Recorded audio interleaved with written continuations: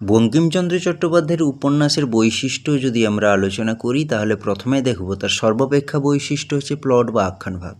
নাটকীয় বৈশিষ্ট্যে মণ্ডিত করে তিনি গল্পগুলোকে পরিবেশন করছেন, যা চুম্বকের মতো আকর্ষণ করছে।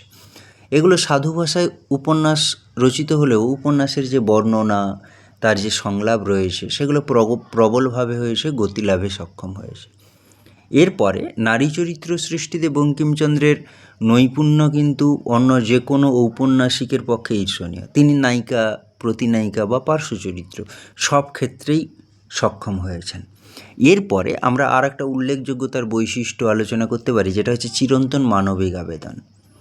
মানব জীবনের কিছু চিরন্তন বৈশিষ্ট্য আছে যেগুলো আমাদের ইতিহাস ও ভূগোলের সীমানা অতিক্রম করে একের ব্যাকুলতা অন্যকে আলোড়িত করে।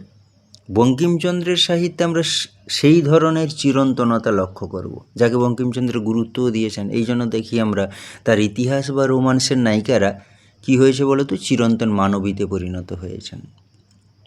এরপরে আমরা বঙ্কিমচন্দ্রের উপন্যাসের কিছু অসঙ্গতি বা ত্রুটি নিয়ে আলোচনা করতে পারি।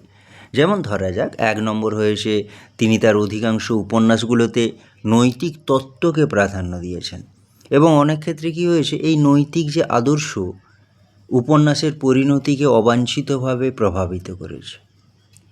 এরপরে অলৌকিক অতিপ্রাকৃতের আতিশয্য বঙ্কিমচন্দ্রের উপন্যাসের একটা উল্লেখযোগ্য